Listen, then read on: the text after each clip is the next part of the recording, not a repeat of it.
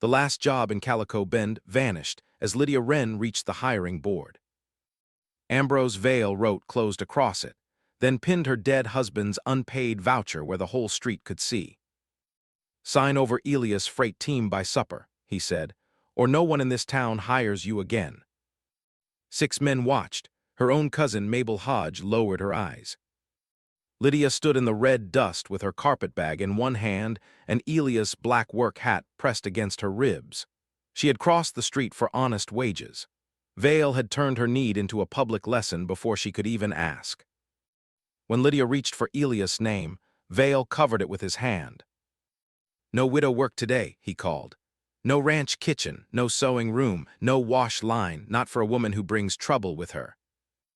"I only need honest wages," Lydia said. Vale smiled as if she had said something foolish. "Then sign. You can buy a stage ticket east before supper." "Nobody will hire me," Lydia said, and the words came out lower than she meant them to. A man at the hitching rail turned. Jonah Cross had come from the crossbar for flour and 2 cooks. He had not come for a blacklisted widow, but he had heard Vale. Jonah stepped down, took off his hat, and looked first at Lydia, not at the voucher. "I'm not hiring," the rancher said with a small, careful smile. "I'm asking." The men by the board laughed because they thought he had made a joke. Lydia did not laugh. There was something in his voice that did not sound like mockery. "Asking what?" she said. "Asking if you will come out to the crossbar for one supper," Jonah said. "Public table, paid ride, no locked door. If you dislike what you see, I put you on tomorrow's stage with fare in your own hand." Vale's smile fell. "She is under a debt hold," he said. Jonah looked at the voucher under Vale's palm. "A debt hold is not a rope." Lydia felt every eye on her.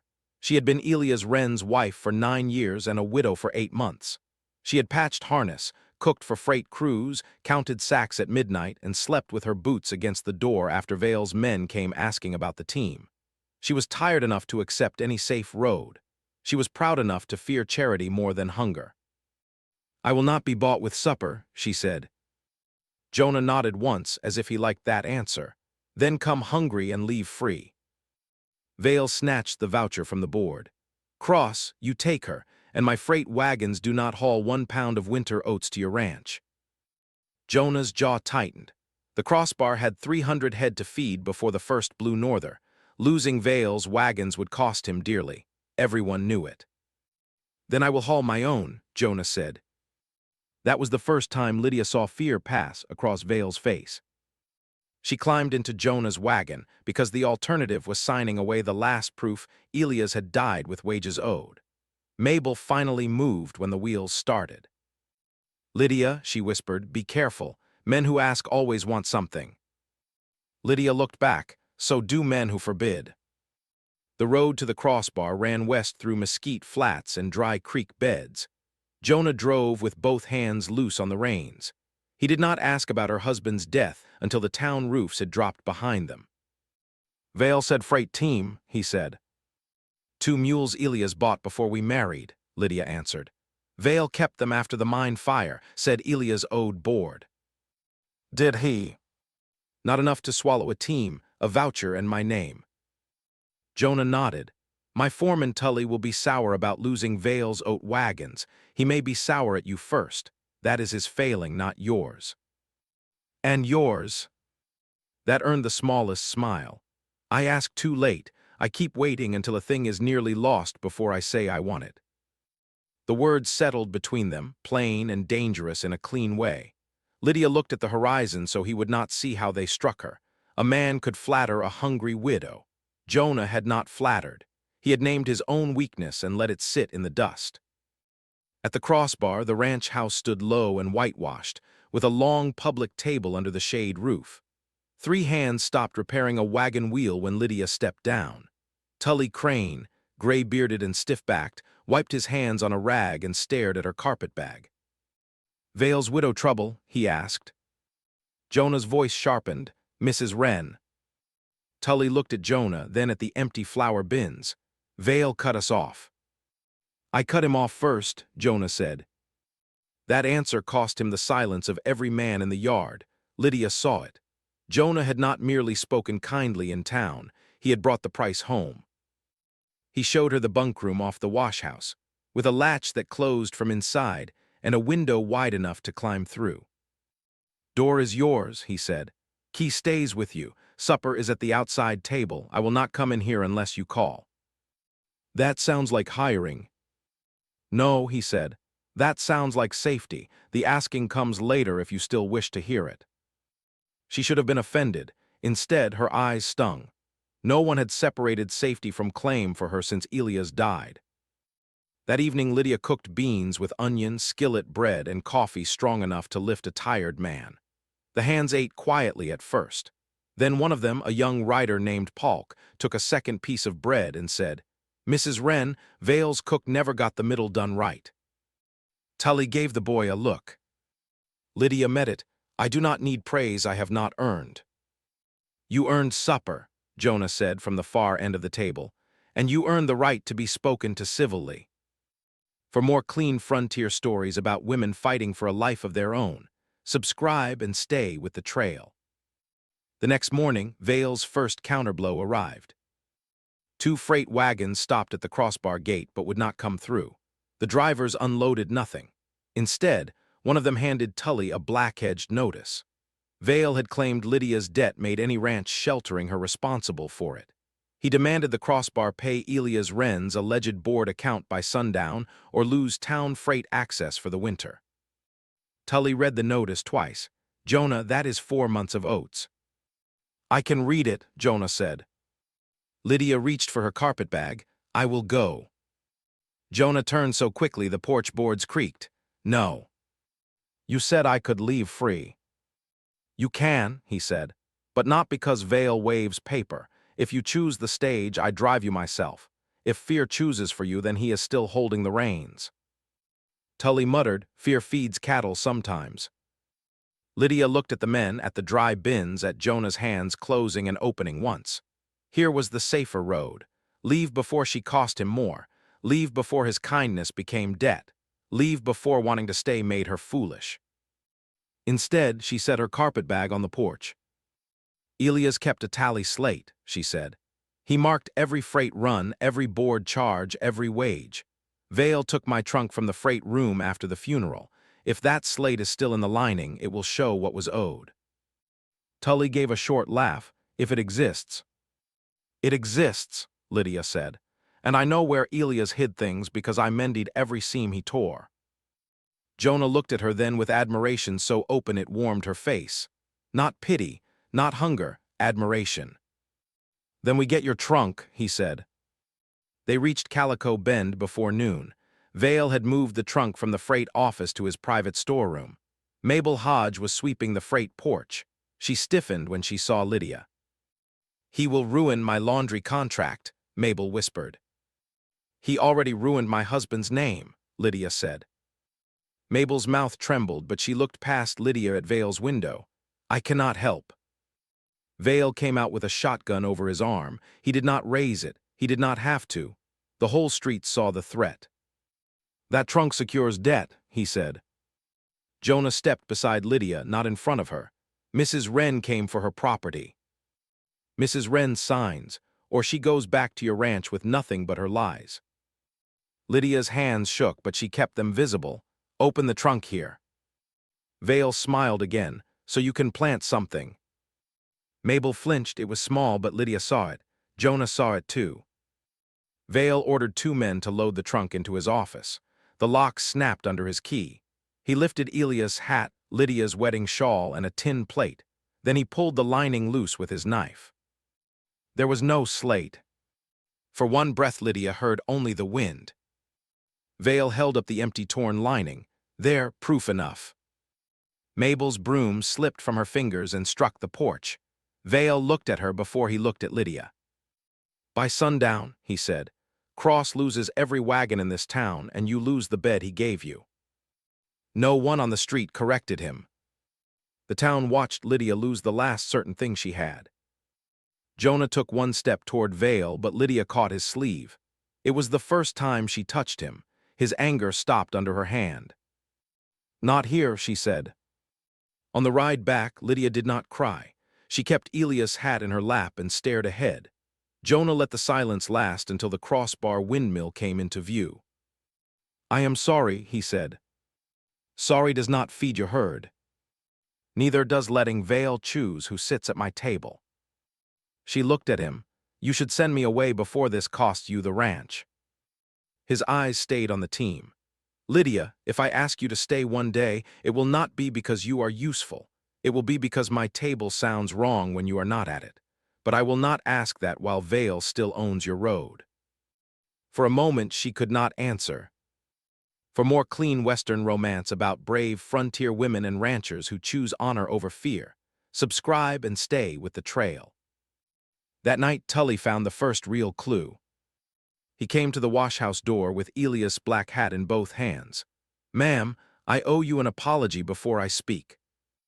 Lydia opened the door but kept one foot inside. "Say both from there." Tully nodded, accepting the boundary. "I figured you were trouble. I called you trouble while carrying water for the man who caused it. Then I brushed this hat and felt something under the sweatband." He removed his own hat, as if the gesture cost him pride. Lydia took Elias' hat. Her fingers found a folded strip of oilcloth sewn flat beneath the band. Elias had hidden it where only she would think to mend. Inside lay 3 paper tokens from Vale Freight, each stamped paid to house instead of paid to Wren. On the back of one token, Elias had scratched 3 words with a nail. "Mabel saw book." Lydia sat down hard on the threshold. Jonah came when Tully called, but he did not crowd her. He crouched in the yard, dust on one knee, and waited until she handed him the tokens. "One sentence," he said softly. "Tell me what this proves." Lydia drew breath. Vale took Elias' wages and marked them paid to his own house, and Mabel saw the book that proves it. "Then that is what the town needs to hear." Mabel will not speak. "Not for me," Jonah said. "Maybe for you." Vale's second counterblow came before dawn. A rider cut the crossbar south gate and scattered 20 saddle horses into the wash. Tully fell trying to stop them and split his scalp on a post. The ranch lost half a day gathering stock, and one mare came back limping. Vale had turned paper into live harm. Jonah stood over the broken gate with blood on his sleeve from helping Tully. "He wants me poor enough to hand you back." Lydia looked at the cut rawhide. "Then I go to town before he hurts another animal." "No." "Yes," she said. "Not to surrender, to ask Mabel in front of everyone." "He will make you look like a liar." "He already has. The difference is this time I will choose the room." Jonah started to answer, but a shout from the barn stopped him. Smoke lifted behind the harness shed. For one wild second Lydia thought of the mine fire that had taken Elias. She could smell burned canvas before she saw the flames licking at a stack of old feed sacks. Polk ran with a bucket. Tully staggered from the gate, blood darkening his bandage, and Jonah caught him by the shoulders. "Stay back," Jonah ordered. Tully tried to shake him off. "Harness straps are in there. We lose those, we do not haul anything." Lydia was already moving. She grabbed a wet horse blanket from the wash rail, wrapped it around her arms, and ducked low through the shed doorway before Jonah could stop her. The fire had not reached the tack wall yet. Smoke stung her eyes. She shoved the box of stitched traces toward the door by memory more than sight. Jonah pulled it clear. Then Lydia saw the reason the fire had started. A twist of black-edged paper burned under the feed sacks. Vale's notice paper. She kicked dirt over it and snatched the unburned corner with the wet blanket. When she came out coughing, Jonah took her by the shoulders, his face pale under the dust. "Do not ever make me watch a doorway swallow you," he said. The words were not anger only. They were fear, clean fear, the kind that told her she mattered beyond usefulness. She pulled one breath, then another. If those traces burned, Vale wins without the board. "And if you burned?" The yard went still. Tully looked away first. Polk held the rescued harness box like an apology. Lydia's throat tightened. "I know how smoke takes a man. I would not have gone in if I thought I could not come out." Jonah lowered his hands at once, as if remembering they were on her shoulders. "I believe you. I just found out I am more afraid of losing you than losing the ranch, and I do not know what to do with that." No one had spoken to Lydia that honestly since Elias last morning. She could have hidden behind the work, behind the smoke, behind the widow word. Instead, she stood in the yard with ash on her skirt and let Jonah's fear meet her own. "Do not turn fear into offense," she said. "I am trying not to." That evening, rain threatened but did not fall. Lydia sat on the porch step outside the wash house, mending the saved harness by lantern light. Jonah brought coffee and placed it on the plank between them, not close enough to crowd her knee. "You stitched that like a freight man," he said. "Freight wives learn what breaks." They worked in quiet for a while, him cutting replacement strips, her drawing the all-through leather. The mare limped in the corral. Tully had not stopped holding his head. The winter oat order was still uncertain. Jonah picked up the burned corner of Vale's notice paper from the table. "This helps," he said. "It ties him to the shed." "Not enough." "No, but it tells us what he fears. He did not burn the barn first. He burned the harness. He wants you unable to reach town with proof." Lydia paused with the needle half pulled. "Then he expects Mabel to break if I reach her." "Will she?" "She loved Elias like a brother when we were young," Lydia said. "Then Vale gave her laundry work after her husband ran off. Fear made her practical." Jonah looked at her hands, not her face, giving her room to stop. She did not. "After Elias died," she said, "people visited for 3 days. Then they began speaking to me like my grief was contagious." He pushed the coffee a little closer. "At my table, you take the room you need." She gave a tired laugh. "That sounds like asking again." "It is," he said, "but I can wait for the answer." At sunup, a crossbar hand found a second black-edged notice, nailed to the outer gate with a horseshoe tack. Jonah read it once, and his mouth hardened. "At noon," he said, "Vale sells the crossbar's reserved winter oats to another buyer unless you report to settle Elias' debt." Tully swore under his breath. Polk looked toward the empty bins. The threat did not sit in paper now. It sat in every animal that would need feed when the cold came. Lydia took the notice from Jonah and folded it beside the tokens. "Then he has chosen my hour for me." In the morning, Tully brought Lydia the crossbar's old account pouch. It held the ranch's emergency coin, not much, but enough to show what Jonah was risking. "Boss says if you choose stage after town, fare comes from this," Tully said. "I told him he was a fool." "And now?" The old foreman looked at the repaired harness hanging from the beam. "Now I think a ranch can survive a fool if he is honest. I will stand at the board, Mrs. Wren. Vale will call you a liar. He will call me bought. Let him." That was Tully's cost, not a kind word. A public break with the freight boss who had carried crossbar oats for 7 years. Lydia slept little after that. Before noon, she opened her carpetbag and took out Elias' hat. The oilcloth tokens lay beside it. They were proof, but proof was not courage. Courage was walking toward a woman who had betrayed her and asking her to become brave in front of the town. When Jonah hitched the wagon, he found Lydia already waiting. "You still have your road," he said. "Stage leaves at 9. The board fills at noon." "That is not an answer." She looked at the crossbar house, the wash house latch, the repaired harness, and the men pretending not to watch from the corral. "It is. I choose noon." The room she chose was the hiring board at Saturday noon, when every rancher came to town for day labor. Jonah drove her there. Tully came with a bandage around his head and a rifle laid flat in the wagon bed, not for threat, but because Vale's men watched from the alley. Lydia stepped down before Jonah could offer his hand. She needed the town to see her stand. Vale was already on the freight porch. "Back again? Cross, I warned you." Lydia walked to the board and pinned the 3 wage tokens beneath the empty nail. "Mabel Hodge," she called, "my husband wrote that you saw the book." Mabel stood by the laundry cart, white as flour. Vale laughed. "A dead man's hat note, that is your proof." "No," Lydia said, "it is my question." The street quieted. Vale moved down the steps. "Mabel works under my contract. She has nothing to say." Jonah stepped beside Lydia. but this time she moved half a step ahead of him.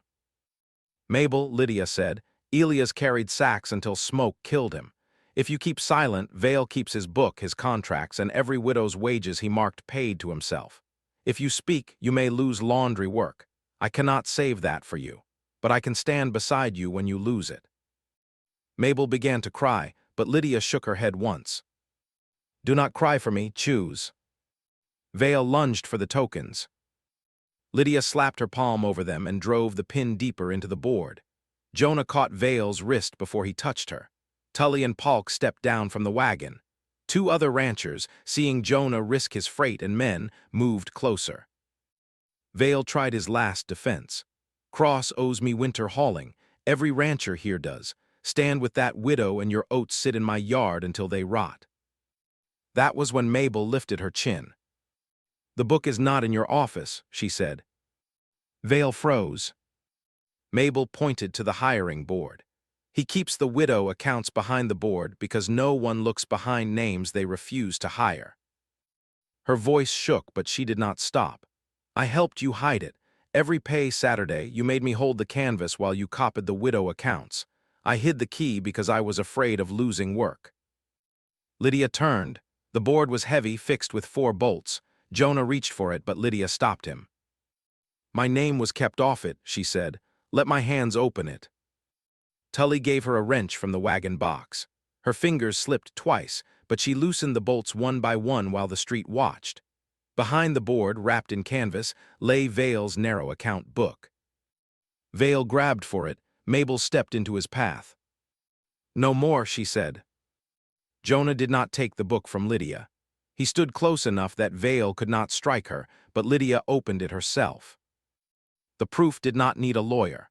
Page after page showed wages paid to dead or widowed workers, then transferred to Vale House for board they had never agreed to. Lydia Wren's name appeared 3 times. Vale shouted that the book was private business. Then Polk, the young crossbar rider, read his own mother's name on a page and went still. "My ma scrubbed floors for you after Pa died," he said. "You told her there were no wages." Another widow in the crowd pressed a hand to her mouth.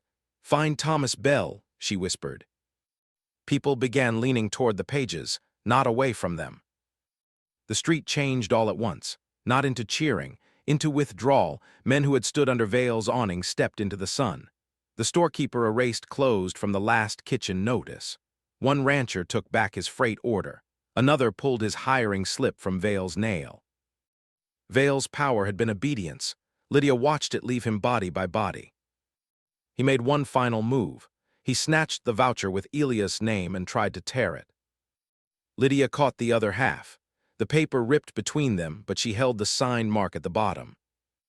"You can tear the debt," she said. "You cannot tear what you wrote in your own book." Vale turned toward 2 of his freight drivers. "Take that book." Neither man moved. "I said take it." One driver reached to his coat, pulled off the Vale freight tag, and set it on the porch rail. The other stepped back until the space around Vale widened in full view of the street. The county clerk had been watching from the doorway, afraid of Vale's freight money. He did not step forward until Mabel placed herself beside Lydia with the book open. "Record it," Mabel said. "Record my statement, too. I hid the board key for him. I kept her off the list."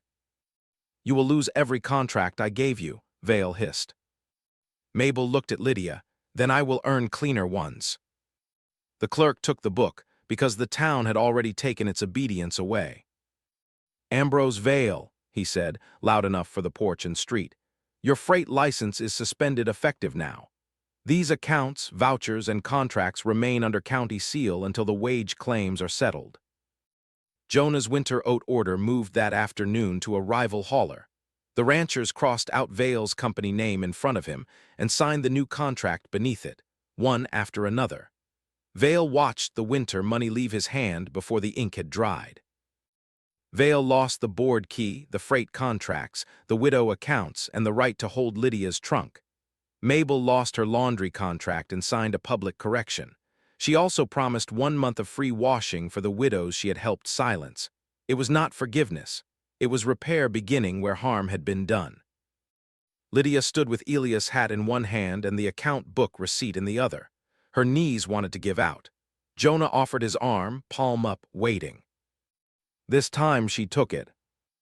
"Mrs. Wren," he said, loud enough for the hiring board to hear, "the Crossbar still needs a cook for the roundup. Paid wages, your own room, stage fare in your own pocket." A few men smiled, thinking the story had come back to hiring. Jonah looked only at Lydia. "And when your wages are counted and your road is open, I would like permission to ask a personal question later." Lydia felt the answer rising before fear could bury it. "Then earn the later by keeping my road open now." "Gladly," Jonah said. 3 weeks later, the Crossbar table sounded nothing like it had before Lydia came. Tully no longer called her trouble. Polk brought her his mother's wage claim to read. Mabel washed at a tub in town with her sleeves rolled and her pride lowered, paying back what silence had bought. Vale's freight porch stayed locked. His board key hung in the clerk's office, tagged as evidence.